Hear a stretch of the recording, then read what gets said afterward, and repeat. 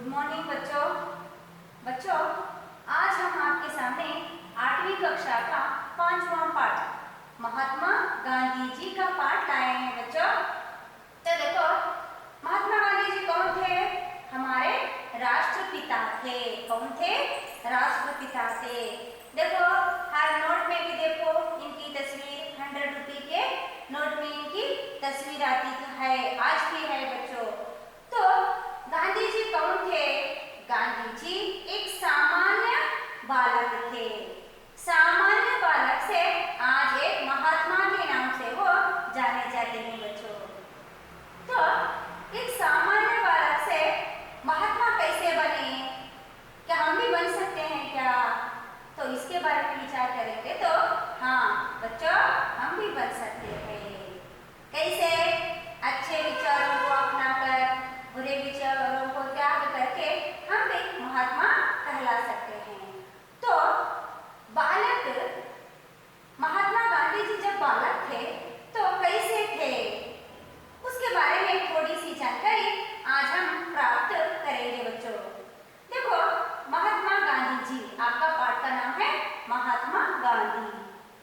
देखो बच्चे, महात्मा गांधी जी के स्वभाव के बारे में जानते हैं। सत्य, अहिंसा, धर्म के दृढ़ निश्चय करने की प्रेरणा पाते हैं। देखो बच्चों, ಈ ಪಾಠದಿಂದ ನಾವು ಏನೆಲ್ಲ ಕಳ್ಕೊಳ್ತೀವಿ ಅನ್ನುವಂತಹದಿದ್ರೆ ನೋಡಿ, गांधी जी के स्वभाव के बारे में ಸತ್ಯವನ್ನು, ಅಹಿಂಸೆಯನ್ನು, ಧರ್ಮದ ಬಗ್ಗೆ ದೃಢ ನಿಶ್ಚಯವನ್ನು ನಾವು ಹೊಂದುತ್ತೇವೆ. ಹೊಂದಿದ್ರು ಗಾಂಧೀಜಿ ಕೂಡ ನಾವು ಕೂಡ ಹೊಂದಬೇಕು ಅನ್ನುವಂತಹದ್ದು ಈ ಒಂದು ಪಾಠದ ಆಶಯ ಆಗಿದೆ ಮಕ್ಕಳೇ. ಹಾಗಾದ್ರೆ ಅವರ ಪಾಠದ ಆಶಯ ನೋಡಕ್ ಹೋದ್ರೆ ನಾವು ಗಾಂಧೀಜಿಯವರು ಹೇಗಿದ್ರು ಬಾಲ್ಯದಲ್ಲಿ ಅನ್ನುವಂತಹದ್ದು ಒಂದು. देखो, गांधी जी क्या थे? गांधी जी क्या थे, इसका है यहाँ पर है। देखो बच्चों, गांधी जी, महात्मा गांधी जी महान पुरुष थे। सारे देश ने उन्हें राष्ट्रपिता माना। उन्हीं के प्रयत्न से भारत आजाद हुआ। वे त्याग और तपस्या की मूर्ति थे।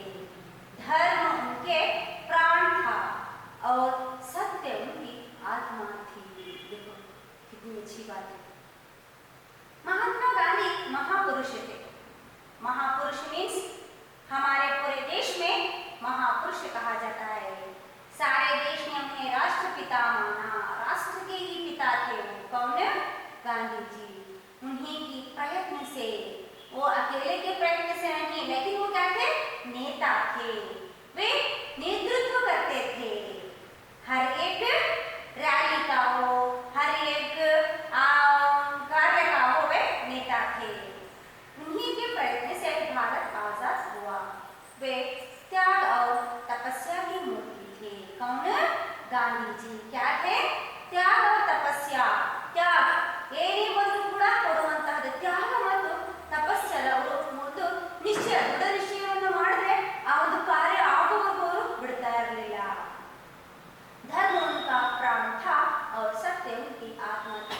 जब तक उनके शरीर में प्राण था, वे धर्म को नहीं छोड़े, और जब तक उनके शरीर में प्राण था तब तक उन्होंने सत्य नहीं छोड़ा, असत्य की तरफ नहीं गए।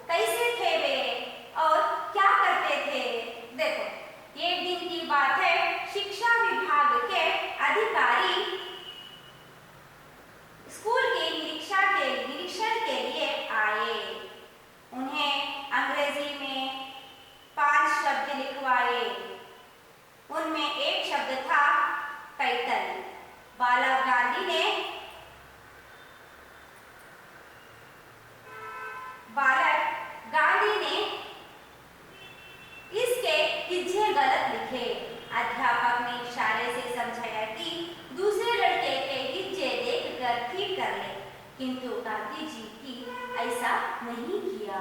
देखो गांधी जी ने ऐसा नहीं किया। एक दिन की बात है, ಒಂದು ದಿನ ಏನಾಯ್ತಪ್ಪ ಅಂತಂದ್ರೆ ಶಿಕ್ಷಾ ವಿಭಾಗಕ್ಕೆ ಅಧಿಕಾರಿ ಸಬ್ಜೆಕ್ಟ್ ಇನ್ಸ್ಪೆಕ್ಟರ್ ಅಂತ ಹೇಳ್ತಾರೆ. ಅವರು इंस्पेक्शन ಅಂತ ಬಂದಿರ್ತಾರೆ, निरीक्षण के लिए आए तो उन्होंने अंग्रेजी में 5 शब्द लिखाए. अंग्रेजी मीन्स इंग्लिश ನಲ್ಲಿ 5 ಅಕ್ಷರಗಳನ್ನು ಬರೆಯಲಿಕ್ಕೆ ಹೇಳ್ತಾರೆ ಮಕ್ಕಳಿಗೆ. उसमें एक था टाइटल ಅನ್ನುವಂತಹ ಶಬ್ದವನ್ನು ಬರೆಯಲಿಕ್ಕೆ ಹೇಳ್ತಾರೆ. 5 ಶಬ್ದದಲ್ಲಿ ಅದೊಂದು ಶಬ್ದ ಆಗಿರುತ್ತೆ. बालक गांधी ने इसके विजय स्पेलिंग गलत लिखे. अध्यापक ने इशारे से समझाया कि दूसरे लड़के के हिज्जे देखकर ठीक कर ले, किंतु गांधी जी ने ऐसा नहीं किया. ಅಧ್ಯಾಪಕರು ನಿಧಾನವಾಗಿ ಬಂದ್ಬಿಟ್ಟು ಪಕ್ಕದಲ್ಲಿ ಬರ್ತಾರೆ, ಗಾಂಧೀಜಿ ನೀನು ಟೈಟಲ್ ಎನ್ನುವಂತಹ ಶಬ್ದದ ಸ್ಪೆಲ್ಲಿಂಗ್ ತಪ್ಪಾಗಿದೆಯಾ, ಅವ್ರು ಪಕ್ಕದವನು ಬರ್ದಿದ್ದಾನೆ, ಅದು ನೋಡ್ಕೊಂಡು ಸರಿಪಡಿಸ್ಕೋ ಅನ್ನುವಂತಹ ಮಾತನ್ನ ಹೇಳ್ತಾರೆ. ಆದರೆ ಗಾಂಧೀಜಿಗೆ ಅದು ಸರಿ ಅನಿಸ್ಲಿಲ್ಲ. ಅವರು ಆ ತರದ ಕೆಲಸವನ್ನು ಮಾಡಲಿಕ್ಕೆ ಹೋಗಲೇ ಇಲ್ಲ. ಆಗ ನೋಡಿ ಏನಾಗುತ್ತೆ, ನಾವಾಗ್ತೀರಿ ಏನ್ ಮಾಡ್ತಿದ್ವಿ ಮಕ್ಕಳೇ, ಬೇರೆ ನೋಡ್ಕೊಂಡು ಬರೆಯೋಬಾರ್ದು ತೋರಿಸ್ಬಿಡ್ತಿದ್ವಿ, ನಮ್ದಿಷ್ಟು ಮಾರ್ಕ್ಸ್ ಅಂತ ಹೇಳ್ಬಿಟ್ಟು ನಾವು ಹೇಳ್ಬಿಡ್ತಿದ್ವಿ. ಹಾಗಾದ್ರೆ देखो हिज्जे गलती के कारण मोहन को बुद्ध माना गया, किंतु उन्हें बुरा ना लगा. इस बात की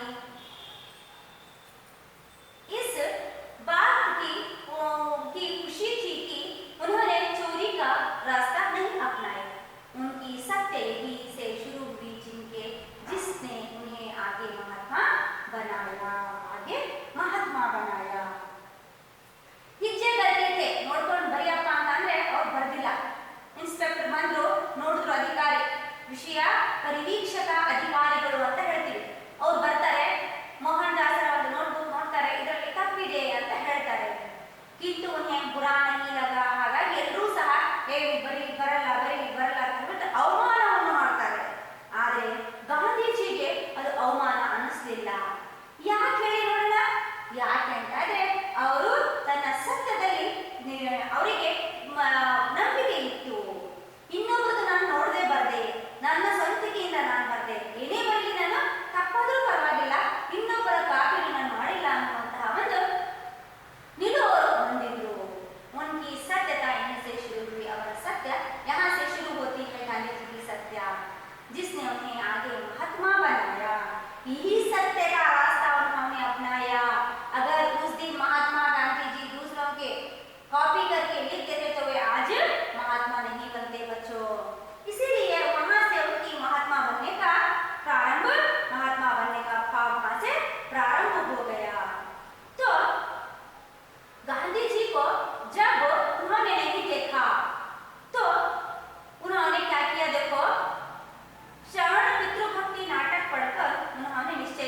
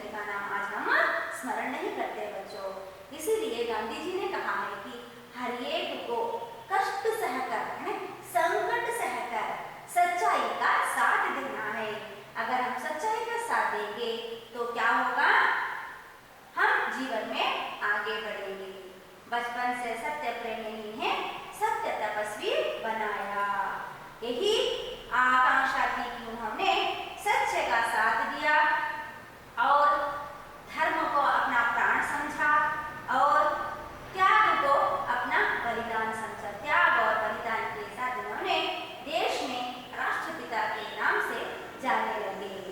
तो बच्चों, गांधी जी जैसे तो हम नहीं बन सकते, लेकिन उनके आदर्शों का पालन करना जरूरी है।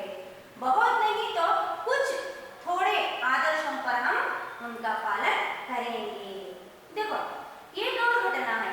एक घटना कौन सी हो गई? हरिश्चंद्र की कहानी की एक घटना हो गई। तो गांधी जी की दूसरी घटना, गांधी जी के भाई ने 25 रुपया कर्ज लिया था। एक घटना है, सुनो। गांधी जी के भाई ने दूसरों से 25 मीन्स 25 ರೂಪಾಯಿ कर्ज तगड़ತಾರೆ, ಅಂದ್ರೆ सारा तगड़ತಾರೆ। भाई के हाथ के सोने के कड़े से 1 तोला सोना काट कर कर्ज चुकाया गया। दोनों भाई मिलकर अपने हाथ में जो सोने का कड़ा था, वो सोने का कड़ा बेचकर उसकी कीमत यानी उसका कर्जा चुकाया गया। गांधी को इस चोरी के काम से बहुत दुख हुआ। जब गांधी जी को यह मालूम हुआ कि मैं गलत कर रहा हूँ, इससे वहाँ बहुत दुख होते हैं। उन्होंने निश्चय किया कि भविष्य में कभी चोरी नहीं करूँगा, कभी झूठ नहीं बोलूँगा, सत्य की तरफ चलूँगा और झूठ नहीं बोलूँगा और किसी से धोखा नहीं करूँगा और कभी चोरी नहीं करूँगा। उन्होंने निश्चय कर लिया। गांधी जी की यह दूसरी घटना है। यह जिंदगी की उनके जिंदगी की दूसरी घटना हम कह सकते हैं बच्चों।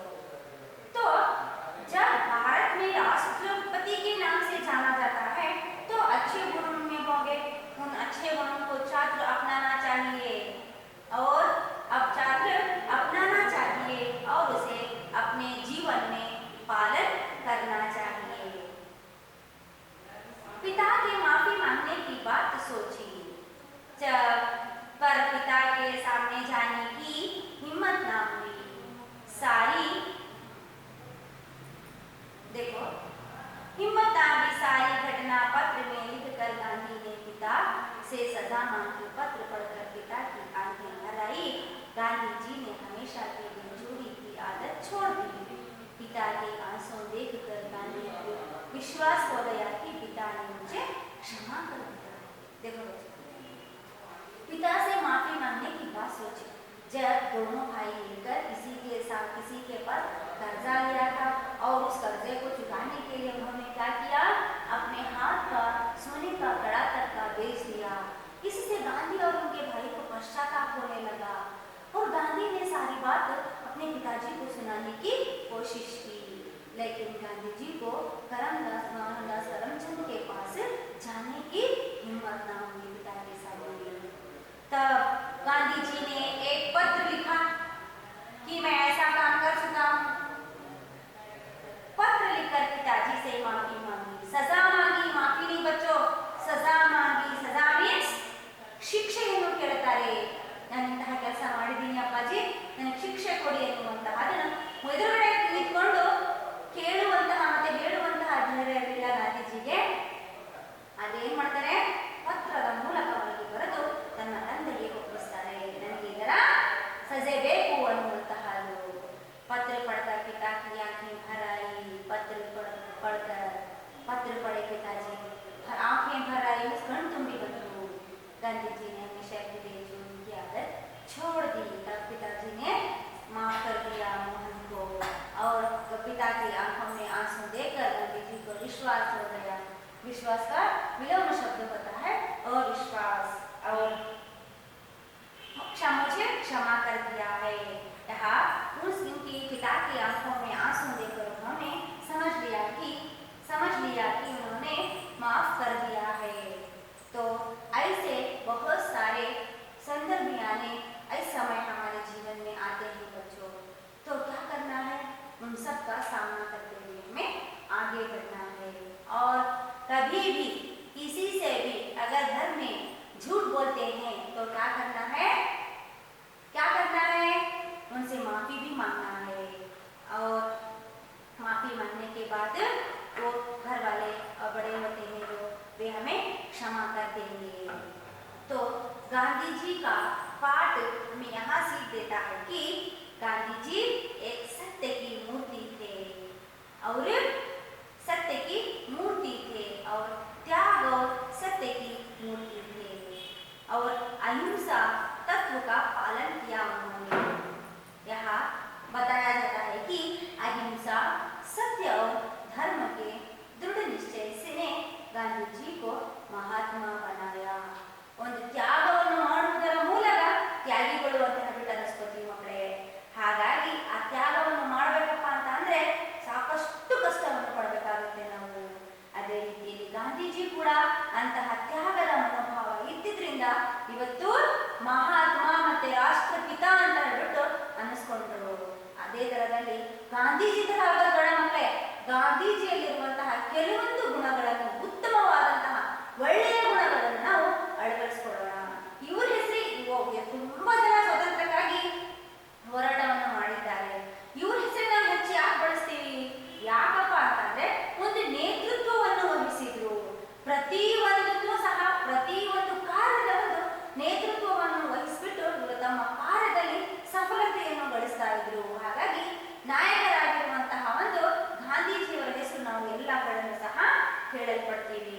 ಇವತ್ತು ನಮ್ಮ ದೇಶದಲ್ಲಿ ಅಥವಾ ನಾವು ಇವರಿಗೆ ರಾಷ್ಟ್ರಪಿತ ಮಹಾತ್ಮ ಗಾಂಧೀಜಿ ಅನ್ನುವಂತಹ ಹೆಸರಿನಿಂದ ನಾವು ಇವರನ್ನ ಕರೆಯಲ್ಪಡ್ತೀವಿ. तो बच्चों आपको पाठ समझ में आया होगा. आप एक बार अपने पुस्तक में देख लो, अपने पाठ पढ़ो और अच्छे से समझ लो.